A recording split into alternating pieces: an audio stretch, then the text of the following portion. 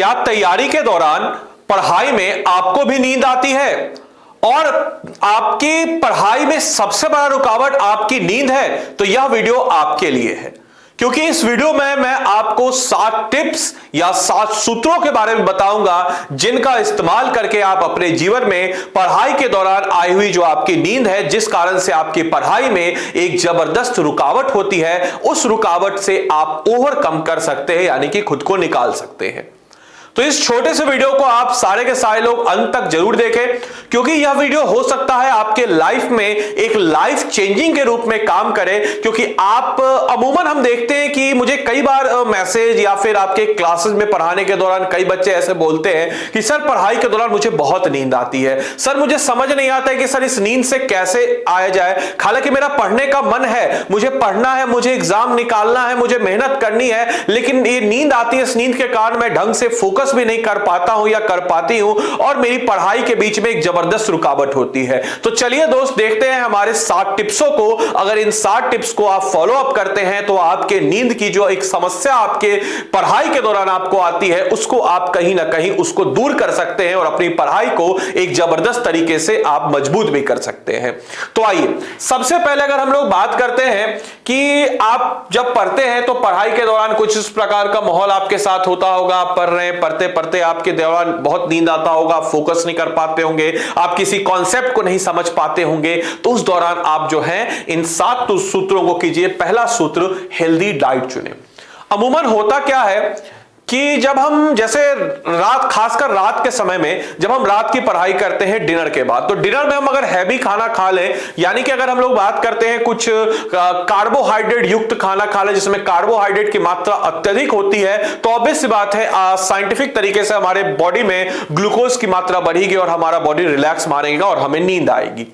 तो आपको एक हेल्दी डाइट चुनना है। हेल्दी डाइट चुनने का यह मतलब नहीं कि कार्बोहाइड्रेट को ना खाएं। मेरे कहने का मतलब यह है कि अगर आप रात को पढ़ रहे हैं, अपने डिनर के बाद कुछ समय 1 घंटे 2 घंटे अगर आप निकाल रहे हैं, जो कि आपको निकालना चाहिए, तो उस दौरान जो है रात में आप लाइट खाना खाएं। लाइट खाना कहने का मतलब कि जैसे अभी गर्मी का मौसम है, आप चावल दही खा सकते हैं, आप दलिया खा सकते हैं, थोड़ा खिचड़ी, रात के समय की बात मैं कर रहा हूं, खिचड़ी खा सकते हैं, कुछ उसके साथ आप दाल पी सकते हैं, या फिर 2 मतलब कि समझिए कि थोड़ा सा दाल ले लिए और थोड़ा सा चावल ले लिए, वह खा करके आप एक हेल्दी डाइट कीजिए। कोशिश कीजिए कि रात के दौरान आप कुछ गरिष्ठ खाना ना खाएं, क्योंकि ये खाना खाने के बाद आपका बॉडी रिलैक्स करेगा, आपके बॉडी में ग्लूकोज की मात्रा बढ़ेगी और आपको नींद आएगी। तो पहला सूत्र जो आपको फॉलो अप करना है, हेल्दी डाइट चुने। और एक और चीज का ख्याल रखें, ना सिर्फ रात में, अगर आप दिन में भी पढ़ाई करते हैं तो दिन में पढ़ाई के दौरान आप पढ़ने से पहले एक हेल्दी खाना खाएं। हेल्दी खाना खाने का मतलब कि आप जैसे एक बार में ज्यादा खाना ना खाएं। कहने का मतलब कि आपके बॉडी की जितनी भी रिक्वायरमेंट हो,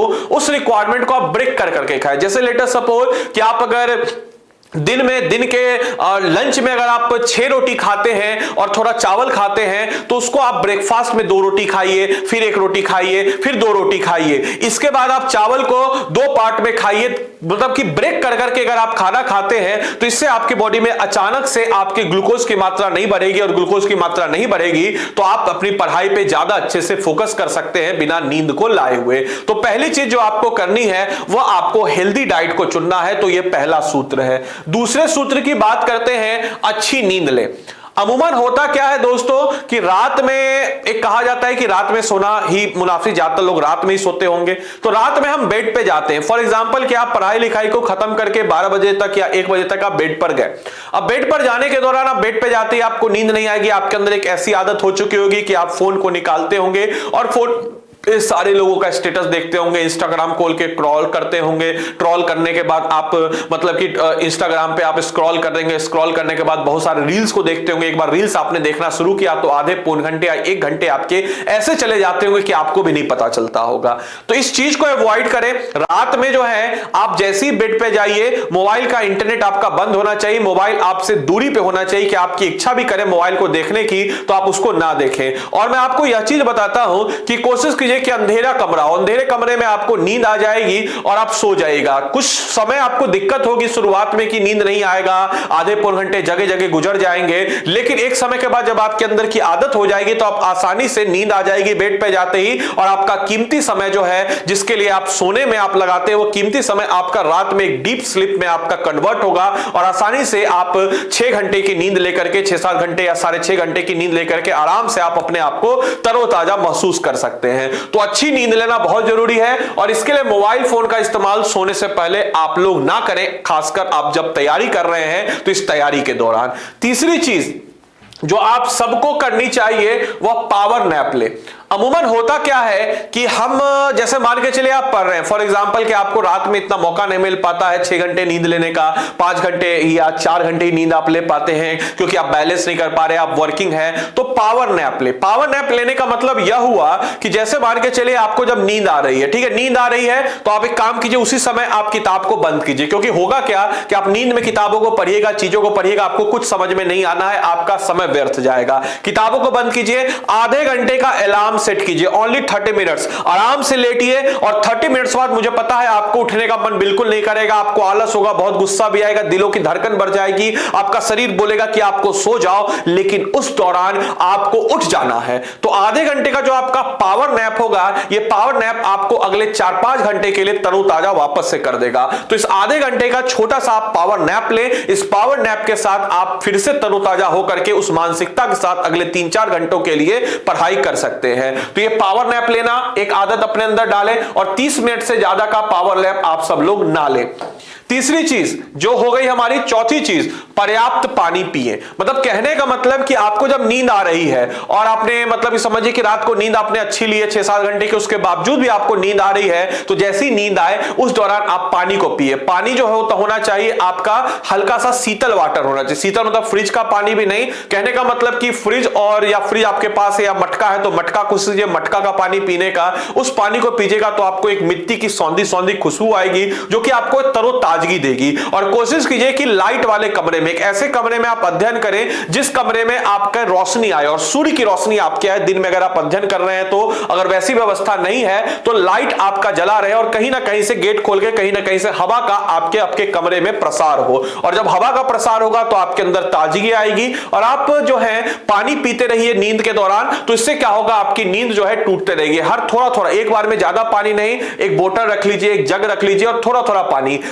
पानी, ज्यादा पानी पीजिएगा तो ऑब्वियस सी बात है आप फिर बाथरूम जाने लगेगा ज्यादा, तो थोड़ा थोड़ा पानी करके पीते रहिए। इससे क्या होगा कि आप एकाग्रता होकर के आप अपनी नींद से ओवरकम कर सकते हैं। ये रही चौथा उपाय। पांचवें उपाय की बात अगर हम लोग करते हैं तो आपको जब नींद आने लगे तो उस दौरान आप कुछ ऐसी चीज को कीजिए, जैसे कोई चीज आप पढ़ रहे हैं उस किताब को पढ़िए और पढ़ने के साथ साथ ऐसे वॉक करते रहिए, बोल बोल कर वॉक कीजिए। इससे क्या होगा कि आप अगर इस दौरान टहलते हैं तो टहलना जो होता है आपके लिए फायदेमंद होगा और फिर उसके बाद जो है आप जो है उस नींद से उस दौरान आप ओवरकम कर सकते हैं। और एक समय के दौरान ये थोड़ी देर का ही आपका हम कह सकते हैं कि पुश रहता है बॉडी को कि बॉडी को सोना है, लेकिन अगर आप उस 15-20 मिनट को टाल देते हैं तो आप अगले 1-2 घंटे के लिए फिर से तरोताजा महसूस करेंगे और फिर आप अपनी पढ़ाई को अगले 1-2 घंटे में कीजिए। इसके बाद छठी चीज, एक बार में बहुत लंबा अध्ययन या काम ना करें। अमूमन होता क्या है कि हम सोचते हैं कि भाई 4 घंटे पढ़ लेंगे लगातार, 5 घंटे लगातार पढ़ लेंगे, 3 घंटे लगातार पढ़ लेंगे, या फिर मान के चलिए कि हम सोचते हैं कि लंबे लंबे हम अगर मतलब मैराथन टाइप से पढ़ाई करें, तो वैसा अवॉइड कीजिए आप करना।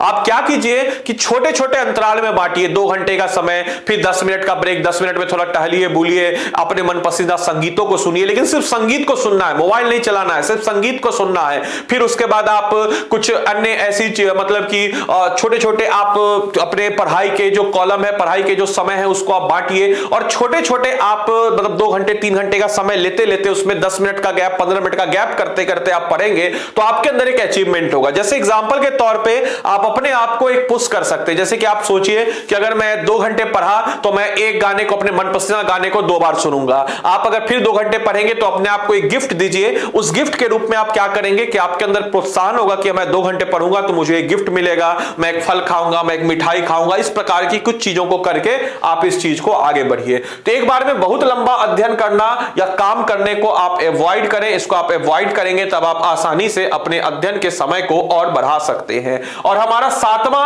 और आखिरी उपाय है, जब भी आपको नींद आए तो उस दौरान जो चीज को आप पढ़ रहे हैं उसको लाउडली स्पेल करते रहिए, जोर से पढ़िए और लिखते हुए, मतलब कहने का मतलब जो भी आपने पढ़ा है उसको लिखना शुरू कर दीजिए। क्योंकि जब आप लिखेंगे तो आपका हाथ और दिमाग दोनों फोकस करेगा। तो आपका फोकस हाथ, दिमाग और आंख तीनों चीजें फोकस करेगी तो आपका लिखने के ऊपर ध्यान जाएगा। तो आपकी नींद के ऊपर जो आपका शरीर बोल रहा है कि सो जाओ बेटा, वो कहीं ना कहीं आपके उस दूसरी तरफ आपको अंकित करेगा और उस दौरान जो है आप अपने नींद से उपाय पा सकते हैं। तो मैं उम्मीद करूंगा कि यह जो 7 सूत्र मैंने आपको बताए हैं, यह 7 सूत्र आपके जीवन में एक लाइफ चेंजिंग के रूप में आए। अगर ये वीडियो आपको बढ़िया लगी हो तो अपने दोस्तों के साथ जरूर शेयर कीजिए। और आने वाले आगामी परीक्षा में आप सब लोग को इसी प्रकार से तैयारी करना और तैयारी करते हुए आगे बढ़ते रहना है और अपनी नींद से ओवरकम करते हुए आपको सिलेक्शन लेना है। क्योंकि उठ जाग मुसाफिर अब भोर भई, अब रैन कहा जो सोबत है, जो सोबत है सो खोबत है, जो जागत है सो पावत है। और आप सबको पाना है 70वीं बीपीएससी एग्जाम की परीक्षा में